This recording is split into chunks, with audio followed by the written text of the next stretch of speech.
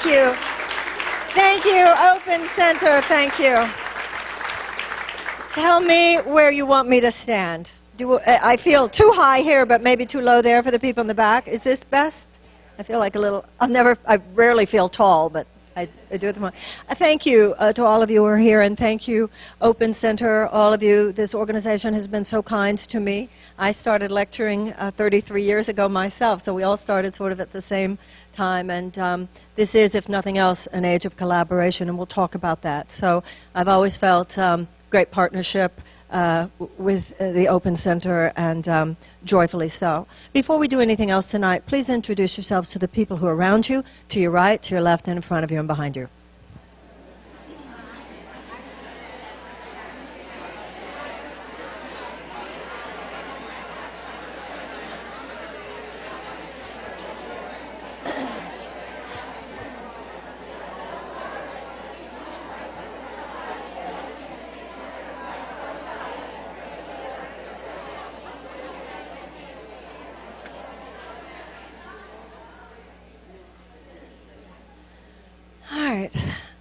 Let's take just a moment to close our eyes.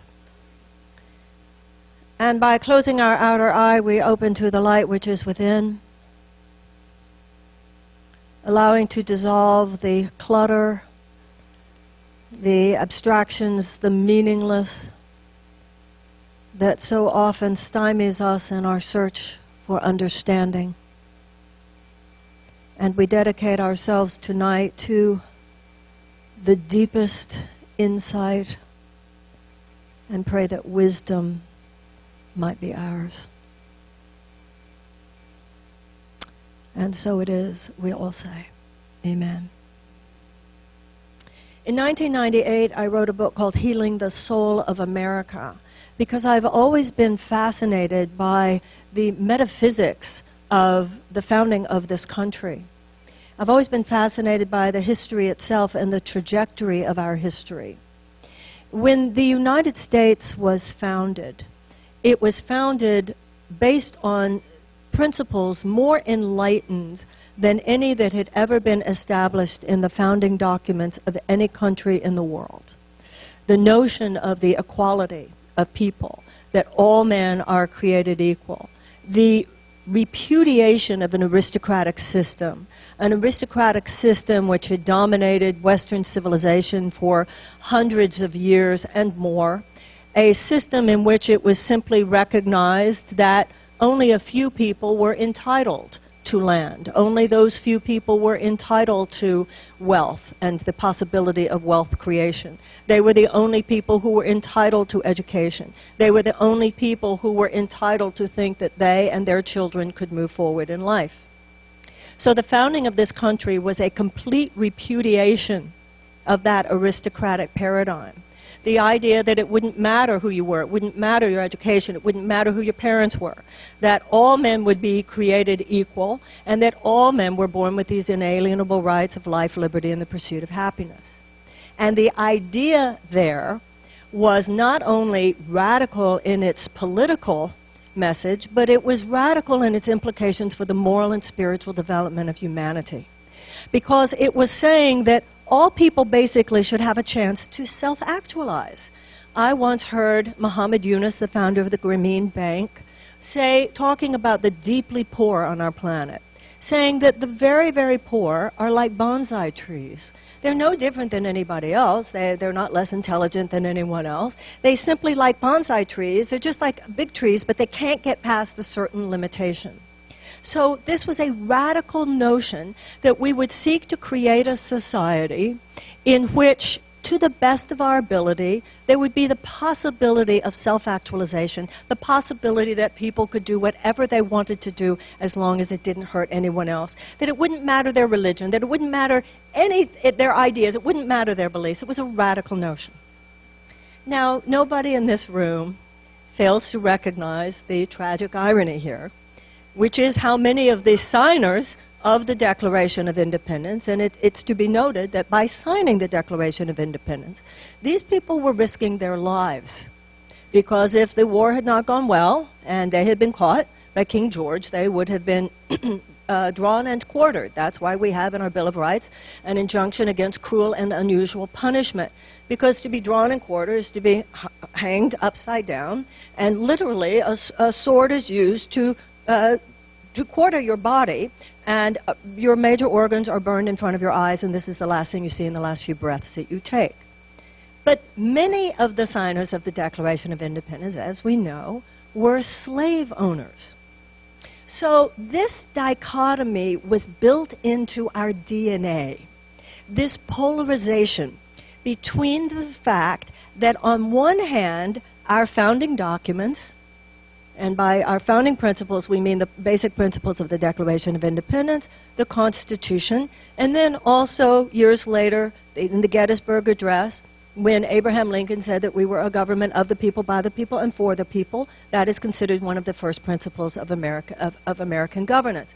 So on one hand, you have the most enlightened principles that have ever been ensconced, have ever been established in founding principles, and you have the fact that from our very beginning, we've never totally manifested, and even not only have we never totally manifested, but from the very beginning, we ourselves have been profound transgressors against the principles on which we purport to stand.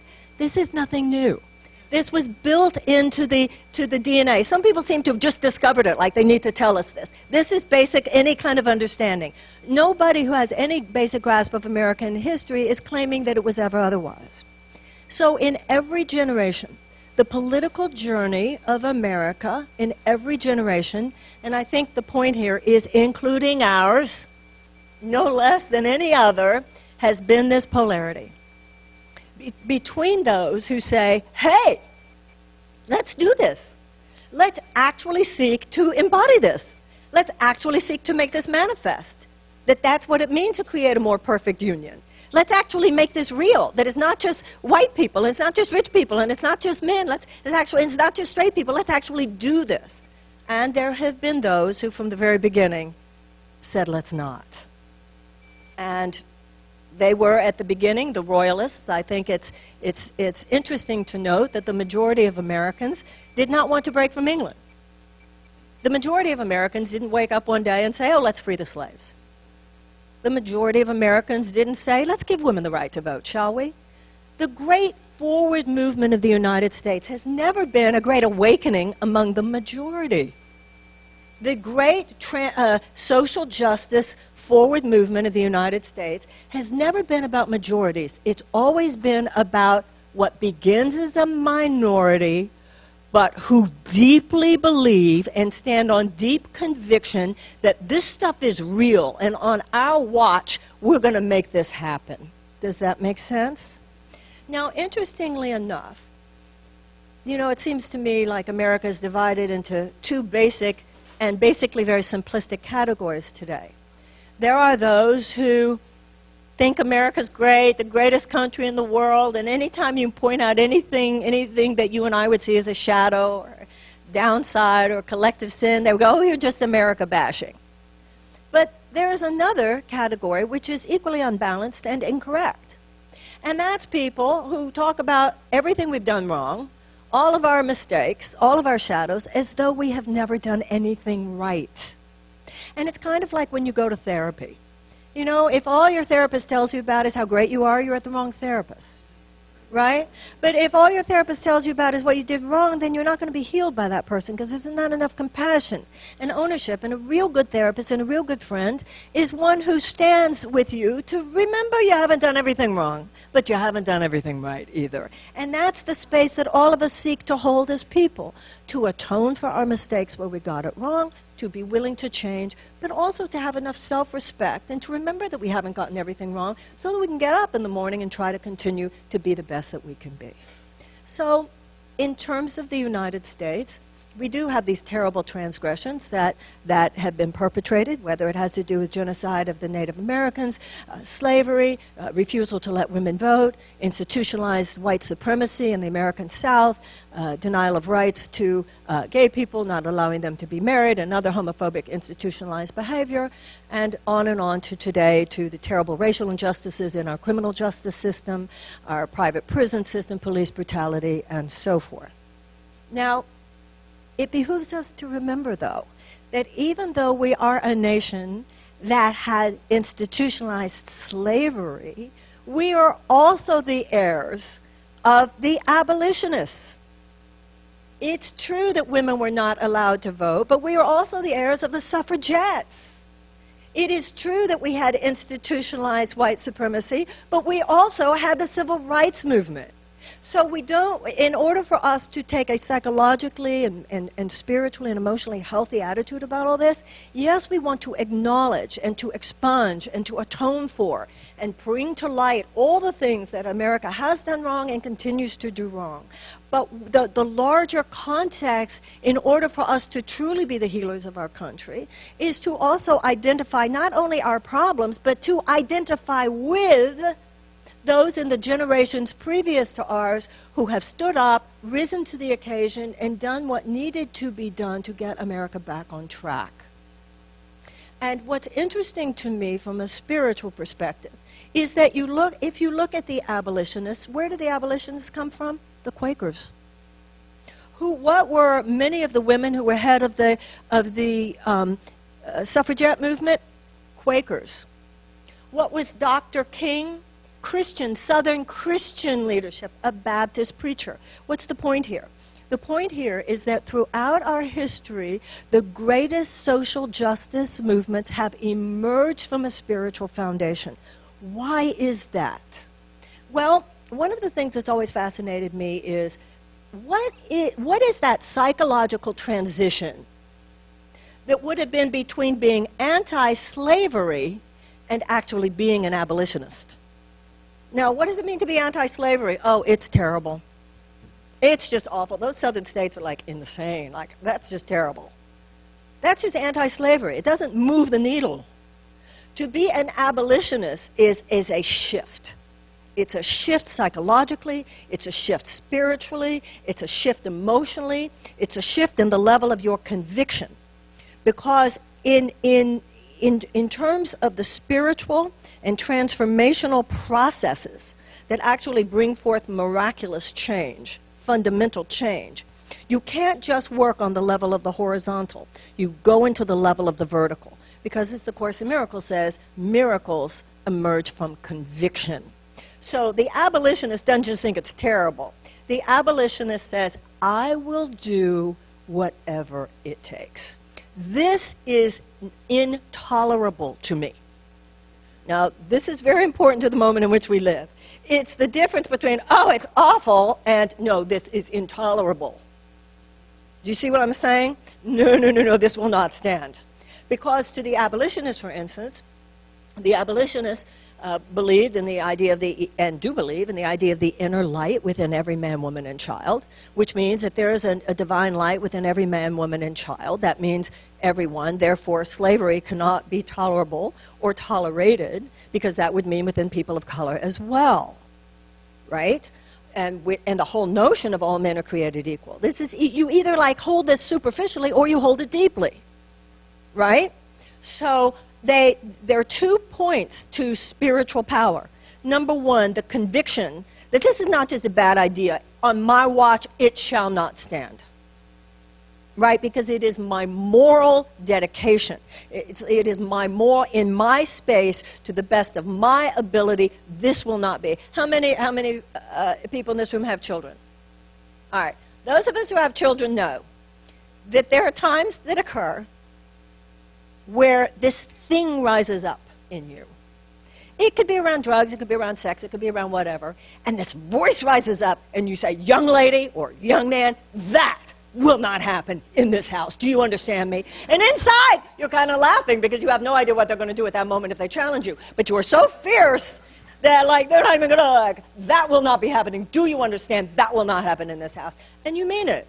If it has to do with the safety of your child or what you see as the really the good of your child, that will not be happening in this house. And you don't know exactly what you do if they challenge you at that moment, but you are fiercely, that will not be happening in this house, right? And that kind of conviction. Now, there's a second part to the spiritual perspective. Not only the standing on the ground that this will not occur, but what the spiritual perspective gives us is the idea that because there is a quantum field of infinite possibility, we stand on the knowing that the alternative is possible. So the miracle worker is someone who not only owns their no, but owns their yes. So, and when you have the backing of this profound metaphysical foundation, which is the U.S. Constitution and the U.S. and the and the Declaration of Independence, and when we have fealty to these things, and that's what too many people on the left do not have today. That's what too many people, definitely in the spiritual community, it's like we can hold on to this stuff. These principles are bigger than any person. These principles are bigger than any generation. And as Martin Luther King said, if you don't have a cause worth dying for, you don't have a life worth living. And we are today, in my opinion, living at a time where there is a clear and present danger to American democracy as much as there has ever been any time in our history. It is not foreign, it is domestic. He lives near here, and we need to stand up. This will not stand on our way.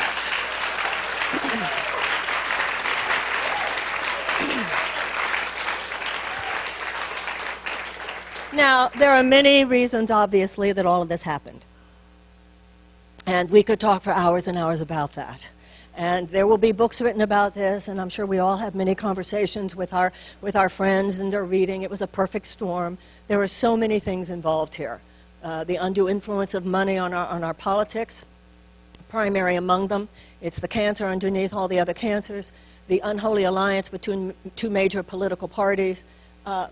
And more than anything else, the disengagement of too many Americans. And we have learned, and I'm not going to ask for a show of hands, but most of us have something to look at inside ourselves. And to a great extent, that applies to the higher consciousness community. I don't know what happened in our community. I never bought into it. I have, when my career first began, the AIDS crisis was very shortly thereafter exploding all around us. So I never, in this phase of all of our collective spiritual seeking, I never thought that you could separate a serious spiritual path from addressing human suffering. So I don't know how this white bread, easy, I'll just drink green juice and go to yoga, so faux spirituality emerged among us. But it might be funny for us to think about, but it has not had funny consequences, because it has taken some of the people who I think should be the biggest grown-ups in our society and infantilized us and made us stand there on the periphery with some kind of holier-than-thou attitude. And your spiritual seeking, doesn't make, if a house is burning, you yell fire. You don't just repeat your mantra a few more times. And if somebody in this room was, falling over and couldn't breathe, we wouldn't say, well, it's just an illusion. They'll be okay, let's continue with the lecture. We would all become very mature adults very, very quickly. So to me, I don't see why it's any different if one person in this room was in trouble and couldn't breathe, and the compassion we would show that person, why should that be different than the 12,000 children who are starving on this planet every day? And also, for those of us in the spiritual community, the whole technology that we seek to discover and to practice and to learn more about within ourselves has to do with how life changes. So if you have a clue as to what changes one life, you're the one who has a clue as to what changes a culture and changes a civilization. You're the last person who should be sitting out the great social and political and economic questions. Because all that a nation or a civilization is a group of individuals. So the same psychological processes that an individual goes through are what a nation goes through. Regardless of whether you see it in terms of the spiritual community or not, this is clearly a all-hands-on-deck moment in America. Many of the firewalls that we thought would protect us from a situation as potentially catastrophic as we are in right now have fallen. And so we need to, I don't need to articulate to many people here. I don't think you would be here tonight if you needed me to articulate the bad news. But I think a collective articulation of the good news is in order. So part of our atonement and recognition is the realization, as I said before, that too many of us have been disengaged. And many of us have used this kind of faux spirituality as an excuse for our disengagement, when in fact there is no serious spiritual or religious path anywhere that gives any of us a pass on addressing the suffering of other sentient beings. And this idea of a spiritual path that ignores evil, that ignores the darkness, that ignores the expressions of fear, has no basis in the universal spiritual and religious templates on the planet. Buddha began his journey to enlightenment when he left his father's house and saw suffering for the first time. The Jews, the Israelites, didn't just make their way to the promised land. The story begins with there being slaves in Egypt. And Jesus didn't just pop into a state of resurrection. First there was the crucifixion. So these days, there are all these people who want to skip the crucifixion, go right into the resurrection, skip the suffering, go right into the enlightenment, which, as I said, the whole journey to enlightenment begins with his recognition of human suffering of all living things. And the entrance into the deliverance into the promised land begins with the story of the suffering as slaves in Egypt. These are universal stories, psychic messages to us that there is a cosmically ordered universe, and we live within that cosmically ordered universe when our hearts and minds are aligned with love and we act from that place. When our hearts and minds are not aligned with love, we are cast out, exile from the garden. When our minds are not aligned with love, we are cast out of the cosmically ordered universe, and we find ourselves in a region of chaos and despair. That is true of us as individuals, and it is true of us collectively. It's the law of karma, or cause and effect. It's in that sense not mysterious. So in our own individual lives, as we study our spirituality, we learn that in any area of my life, my consciousness is cause. In any area of my life that's not working, I have to look at my own consciousness, I have to look at my own behavior, I have to atone for my own errors, I have to clean up, I have to take responsibility, I have to make amends, I have to atone, and I have to seek to forgive others for theirs. I need to seek to be a better person now. That means you are then changing on the level of cause, and the level of effect will change thereby. That's true of us as individuals. That's what we come to the Open Center to learn. We learn about how that works and how that affects our relationships and how it affects our work lives and how it affects every aspect of our lives. Well, it affects our civilization as well. So when you have these principles of dedication to equality and dedication to the idea that all people should have a shot, that's the American dream. The American dream is that if people work hard enough, they would have a shot at it. They would just have a shot. Not that it would be done for them, but the social agreement has been that you give people enough of a level playing field that people can self-actualize according to their own desires and their own efforts. But it's like in our own individual lives. Any morning that I don't pray, any morning that I don't meditate, any day that I don't proactively seek to fill my mind and my behavior with that which is light and loving and true and ethical and impeccable to the best of my ability, I will reap the consequences. If I'm not proactively seeking to be my best, I will be neurotic. This is not news. You know, at a certain point, you don't wake up in the morning praying and meditating, sending your love before you to everybody you know you're going to meet today, whether you know you're going to meet them yet or not. You don't wake up in the morning giving your projects and your business and your money and your body and all of that to love, for love to use as its purposes, because you're some goody-goody. And you hope that after you die, you'll go to heaven. No. It's because you know that, as the Course in Miracles says, you can mismanage your mind, but you cannot diminish its power. So if I wake up in the morning and I do not give my mind to love, I will be a neurotic mess. I will self-sabotage. I will undermine. And at a certain point, it's like when they say in AA, you're sick and tired of being sick and tired. So at a certain point, you develop an adult realization that if you don't proactively cultivate all that is the best of you, then all that is the worst of you is probably going to make itself felt known today. That is exactly what has happened in America. We just left the doors open. We just left the windows open. If I wake up in the morning and I don't pray and I don't meditate and I don't seek to align myself with the forces of light and love, the forces of all the craziness that I'm capable of will take up that psychic space. And what we have done in America, and there, you know, we could go on for hours and hours of talking how all this happened, but we basically thought those who fought World War II kind of handled things and what we could cruise from that point forward. Now, black people never thought that, but too much of white, because they knew better. But white people basically thought we could. And then when you take the fact that so many of the best of Americans who are the spiritual seekers use this kind of faux spiritual thing that too many of us have bought into, it was just like a mistake. That's all. It's just a mistake. You go, whoa. And we have addressed everything. Every area where a higher consciousness, enlightenment attitude has entered, we have transformed that corner of the culture. We have transformed business. We have transformed education. We have transformed psychotherapy. We have transformed relationships. We have transformed health. There is not one area, not one corner of American civilization that has not been majorly impacted by a more enlightened paradigm. The only one that has not been simply because we didn't go there. And ladies and gentlemen, we need to go there now. The politics of the United States of America.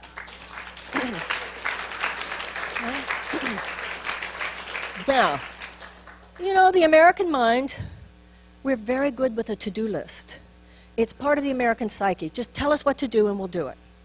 And a lot of good has happened on this planet because Americans are good with a to-do list too. And you look at something like World War II. You could look at the Japanese military empire and the Nazis as operable tumors. And America played a big part in the invasive measures that were necessary to excise that tumor. And we have understandably and legitimately great respect for the generation of Americans that played their part with the other allies in doing that. They simply cut out the cancer. What we have now is more like a cancer that has already metastasized. It's not so simple as just taking invasive measures. Look at what happened in Iraq. More like melanoma, where in some melanomas you invade and you're just going to spread more cancer. But even more than that, much of what is happening that we don't like is wrapped around some healthy organs that you can't take on directly because you're going to hurt that which is healthy. So what we know, because one of the things that our crowd is, we do have a full embrace of and have affected mainstream culture with this, is the notion of an integrative approach to healing. That there are going to be psychological issues here, there are going to be spiritual issues here, there are going to be emotional issues, as well as allopathic external issues.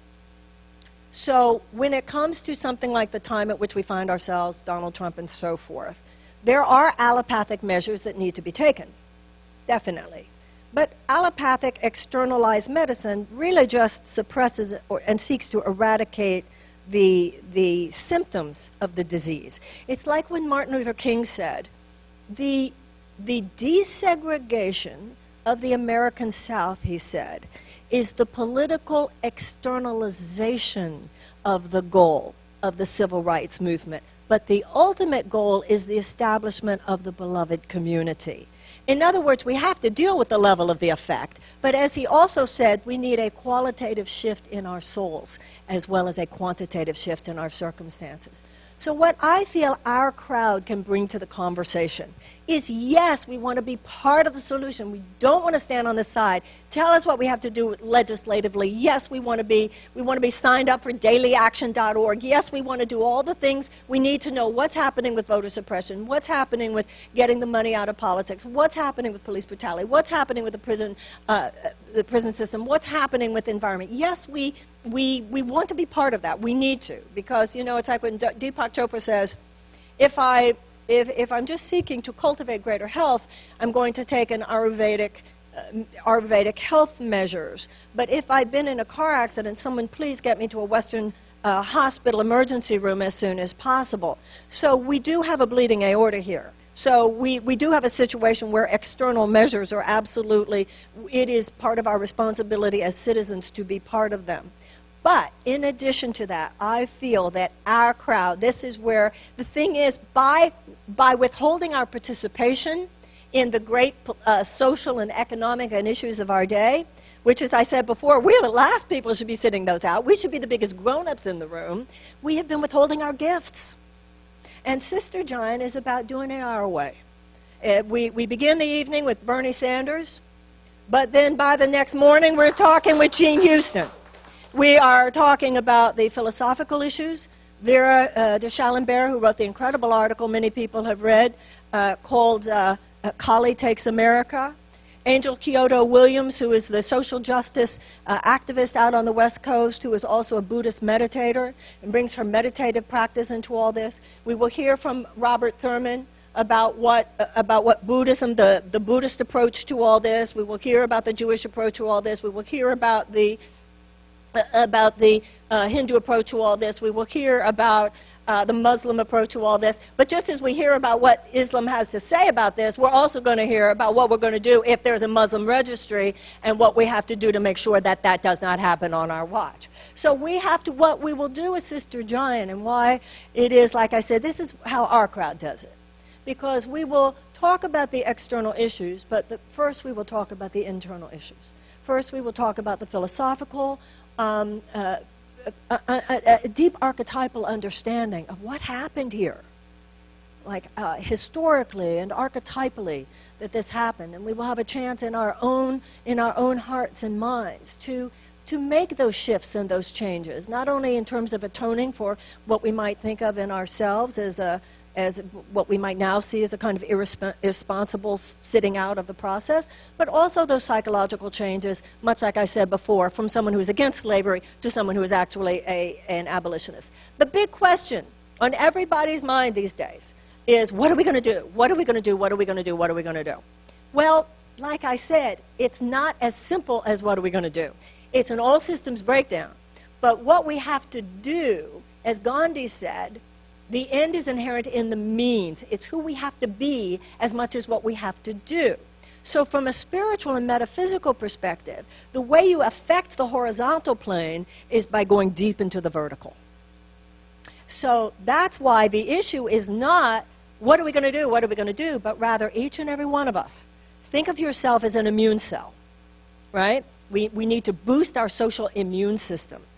When Gandhi articulated the principles of nonviolence, and then Dr. King went to India to learn those principles and bring them back to the United States to apply them to the struggle for civil rights in the United States in the 1960s, the notion here, as Dr. King said about Gandhi, that he took the love ethic beyond mere personal interaction, that it might be a broad-scale social force for good. I'll tell you something, ladies and gentlemen, as much as we all bemoan the fact that a demagogue has entered into the American political system and harnessed hate and harnessed fear for political purposes, shame on us that we have not harnessed love for political and social purposes. That's why this happened.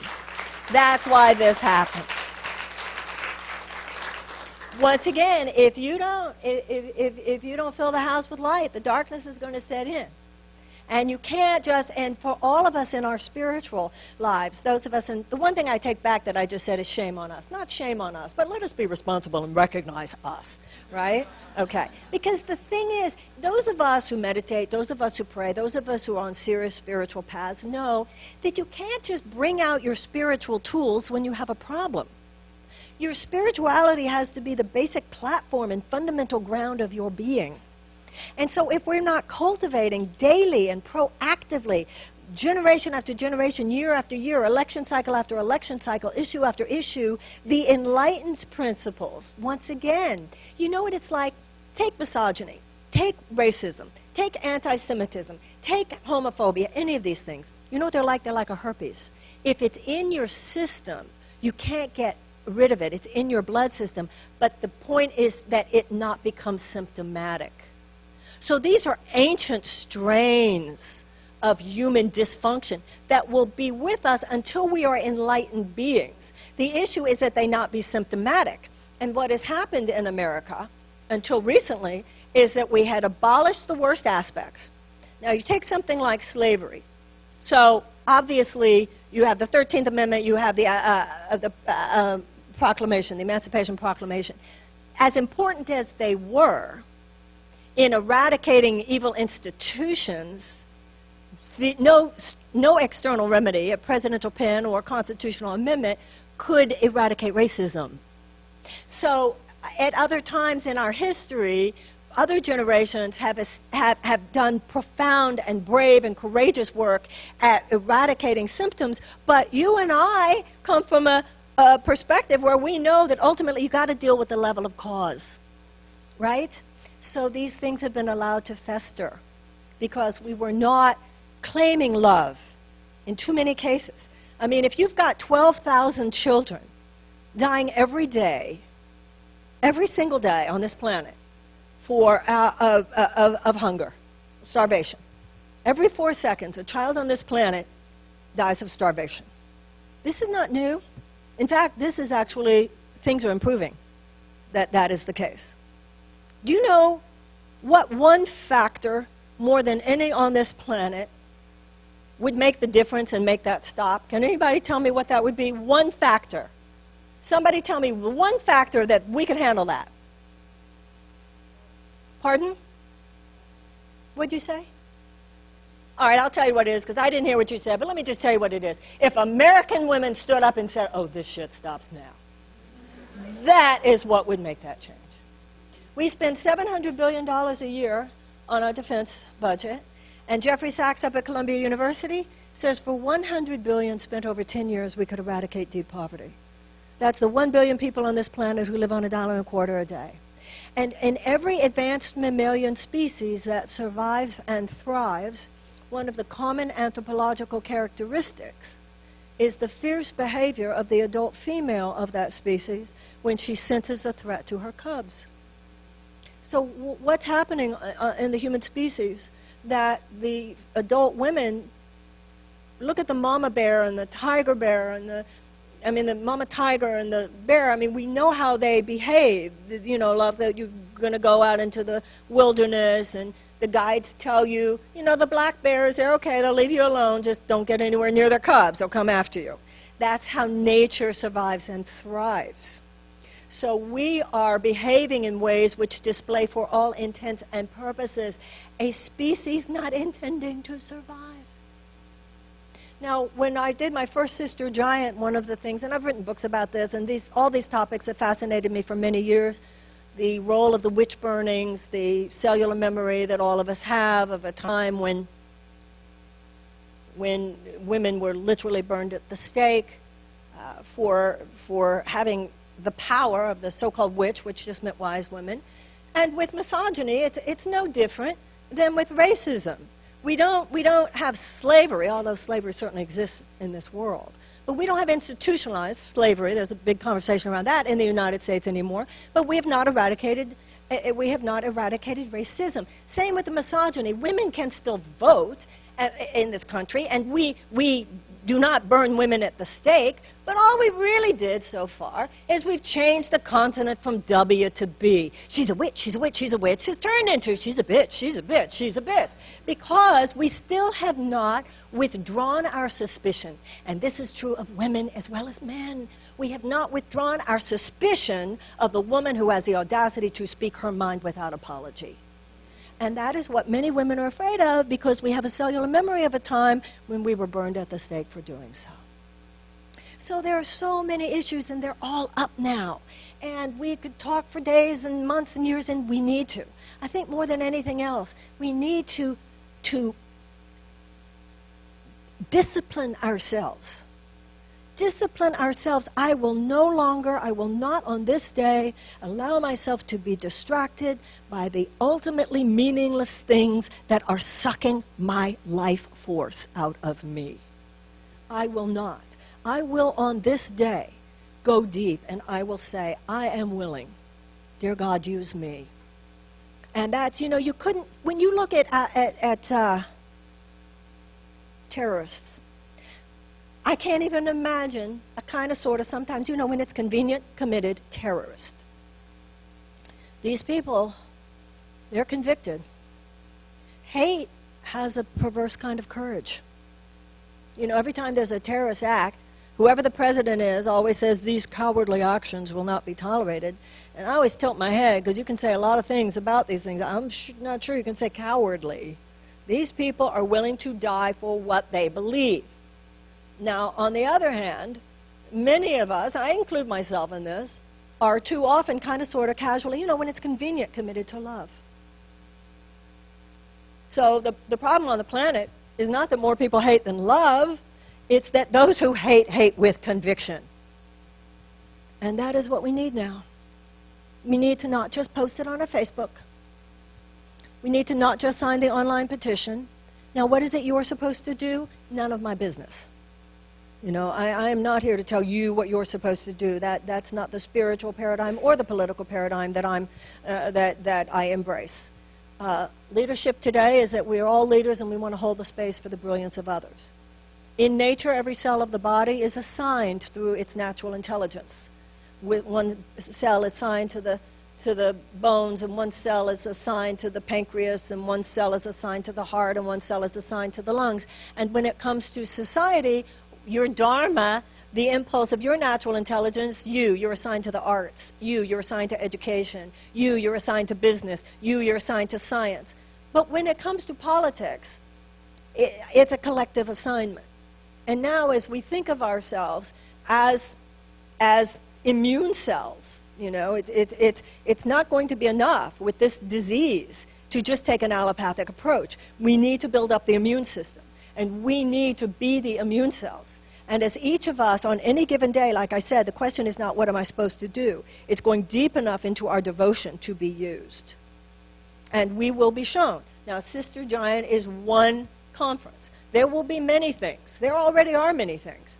You know, everybody right now is sharing, oh, have you seen this site? And have you seen this book that's coming out? And, you know, there are amazing articles being written. I mean, Americans are awake now.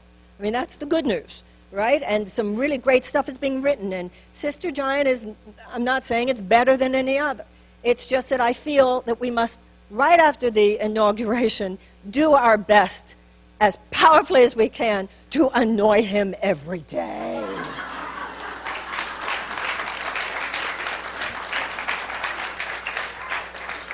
Legally, ethically, and nonviolently, to be sure. But to remember, we did not elect a king, we did not elect a dictator, we elected a president. And we do not work for him. You know, when he made his criticism of the cast of Hamilton, telling them they needed to apologize, he seemed to think that the citizens of the United States were his employees. And it does not work that way in a democracy. In fact, he's our employee. And we can fire him, by the way. Right? May it be so. Right? So, but let's not kid ourselves. We see what has already happened, and when Donald Trump is elected president, there will be a tremendous force of the presidency. None of us should underestimate the power in the hands of the man or woman who is president of the United States. And the power and it will be like a wall of sound, and we must respond to this. You know, the issue is not who will Donald Trump be as president. We know who he was as a candidate. We know who he is right now. So we know a lot about who he will probably be. But from a transformational spiritual perspective, the question is not who he will be. The question is who will we be. We know what he's going to do. The deeper question now is what are we going to do? And one of the reasons I wanted to do Sister Giant so quickly, right after, is because there will be, there will be a lot of temptation to go into isolation, to go into fear, to go into paralysis. And we must collaborate.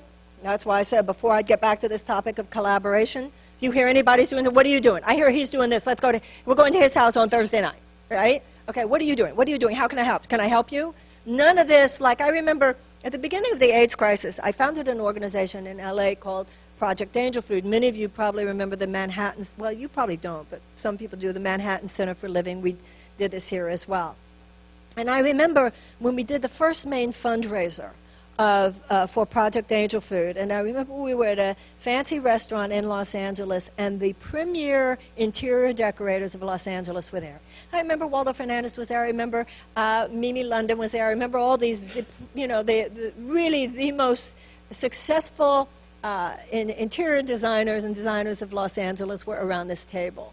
And we were talking about how we needed to raise money for this AIDS organization. And one of the designers at the table said, well, because we were talking about how we were all going to contribute to these rooms and all that. And I remember one of the designers said, well, wait a minute, I mean, remember, we're competitors here. And I don't know what my exact words were, but I said, not in this you're not. We're not here about your career or your career. We're here about AIDS. And I remember, I have never forgotten that moment, because I remember the frisson you could feel at the tables, everybody got it. And it was so amazing, and everybody looked at each other and they realized this isn't our normal thing. We're not competitors on this. And you know what? That first Divine Design, this was in 1990, and this was our first fundraiser. In 1990, we raised $1 million that night. That's how much those people showed up. And how exciting it got when people realized, oh, this is a whole different thing. This is about something bigger than ourselves. This isn't about, well, what's the Open Center going to do? What's Marianne Williamson doing Course in Miracles going to do? No, no, no, no. That's not what any of this is about now. This is about a larger revolution of consciousness and an effort that we are being called to. Not to personally demonize Donald Trump. I always found him a kind of entertaining character until this. Right? I wish him well in Florida and New York, wherever, making deals, whatever, but I do not apologize for the fact that I find the idea of his fingers anywhere near the levers of power, political power in the United States, urgently critical threat to American democracy. And do not underestimate, like I said, the power of the presidency. So, we don't have to agree in America, and we don't have to agree with the president in America. That's what freedom is all about. But to whatever extent we have behaved as conscious citizens, we need to do better than we've done. And we can. And when you look at something like the abolitionists, like I said, this is not the first time America's had a dark night of the soul. They beat back slavery, for instance. Slavery. All the money was with slavery. All the technology, all the governmental power was with slavery. And yet slavery was abolished. When you look at the story of when one of the sister giants we all watched together, Iron-Jawed Angels. Has any woman here not seen that? It was an HBO special that came out years ago with Hilary Swank and Angelica Houston. Has anybody seen it? It was great. See it. Look it up, because it's a great dramatization. You know, sometimes we forget what these other generations went through. It was not easy. The only thing we need to concern ourselves with is whether or not we're going to be the first generation to wimp out on the job of taking this country that is swerving off the rails and put it back on. And our history is not just one of getting it wrong. Over time, we tend to get it right. You know, Winston Churchill said, you can always count on America to do the right thing after it has exhausted every other option. And anybody here, and I'm sure that's most, if not all of us, who has traveled internationally, know that there are many people on this planet who roll their eyes about America. And one of the reasons they roll their eyes about America is that when the rest of the world seems alert to this problem or that, we seem to be sleeping. We just kind of shop through it. But even some of the people are so distracted that we're just not looking. But even the people on the planet who do not like us would be the first to admit that when Americans do wake up, we slam it like nobody's business. And ladies and gentlemen, it is time for us to slam it like nobody's business.